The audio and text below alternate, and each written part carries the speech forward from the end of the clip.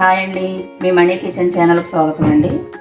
ఇవాళ ములక్కాడలో కోడిగుడ్డు మెంతి పులుసు వండి చూపిస్తానండి. మీకు కూర చాలా బాగుంటుందండి.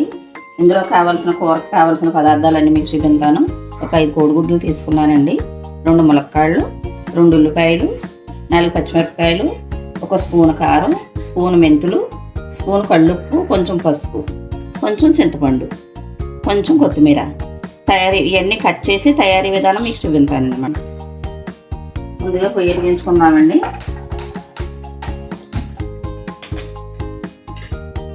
కళాయి పెట్టేసుకుందాం.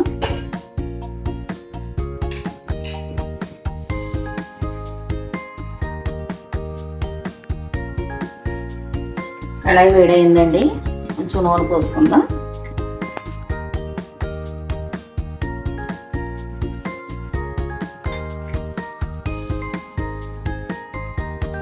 ఇందులో పసుపు వేసేసుకున్నామండి. గుడ్లు ఇలా కొంచెం బిజ్జాలు పెట్టి ఇలా పోస్తే ఇలా వేసేసుకోండి. గుడ్లు వేపించేసుకుందాం ముందు.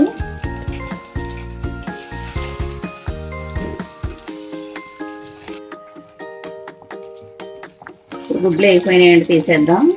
ఇలా కొంచెం ఎర్రగా బాగా ఆడినామండి, కూర బాగుంటుంది. ఇప్పుడు మెంతులు వేసేసుకుందాం. మెంతులు మాడకుండా దోరగా వేపించుకోండి.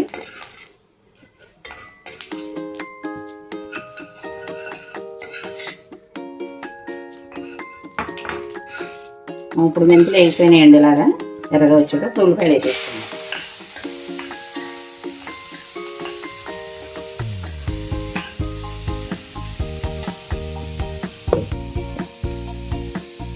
కొంచెం సాల్ట్ వేపించుకున్నామండి, సాల్ట్ వేసి వేపించుకుందాం. కొంచెం ఉల్లిపాయ బాగా మగ్గుద్ది.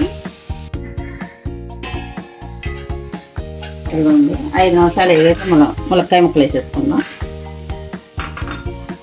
ఇవి కూడా వేసాక మళ్ళీ ఒక 5 నిమిషాలు మూత పెడదామండి. ఇదిగోండి, వేగిపోయినాయి. ములక్కాడ ఉల్లిపాయ ముక్కలు కూడా వేగిపోయినాయండి. ఇప్పుడు ఇందులో కొత్తిమీర వేసేసుకుందాం. కొత్తిమీర వేసేసి కొంచెం ఇలా వేయించుకుందాం. వేసుకున్నాం చూడండి. ఇప్పుడు 1 స్పూన్ కారం తీసుకున్నాం కదా, అది కూడా వేసేసుకున్నాం. అలాగే కళ్ళుప్పు అండి, కళ్ళుప్పు వేసేసుకున్నాం.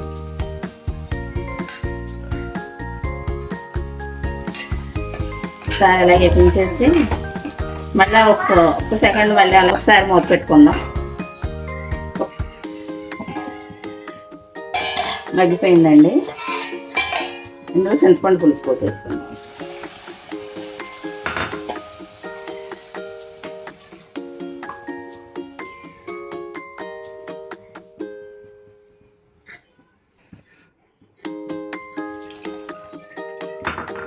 ఇదిగోండి, పులుసు ఇలా పోసేసుకున్నాం. ఇప్పుడు ఇందులో గుడ్లు, ఇదిగోండి మనం వేపించిన గుడ్లు ఉన్నాయి కదా, ఇవి వేసేసుకున్నాం. ఇంకొక 10 నిమిషాలు ఉడికించుకుందామండి. అలాగే ఒక 5 నిమిషాలు ఐలో పెట్టుకుని, ఒక 5 నిమిషాలు సిమ్లో పెట్టుకుని ఉడికించుకుందాం. మూత పెట్టేసుకుందాం. లాస్ట్లో చిన్న బెల్లం ముక్క అండి, ఎంతో కాదు, 1 రవ్వ వేసుకోండి, కూర రుచి బాగుంటుంది. చిన్న బెల్లం ముక్క చూద్దామండి. ఉడికిపోయిందేమో. ఉడికిపోయిందండి. కోడిగుడ్డు ములక్కాయ మెంతి పులుసు చూడండి, ఉడికిపోయింది. చాలా బాగుంటుందండి. స్టవ్ ఆఫ్ చేసేసుకుందాం. కొంచెం కొత్తిమీర చల్లుకొని చూడండి. ఈ వంట మీకు నచ్చితే లైక్ చేయండి, షేర్ చేయండి, సబ్స్క్రైబ్ చేయండి, నా కామెంట్లో చెప్పండి.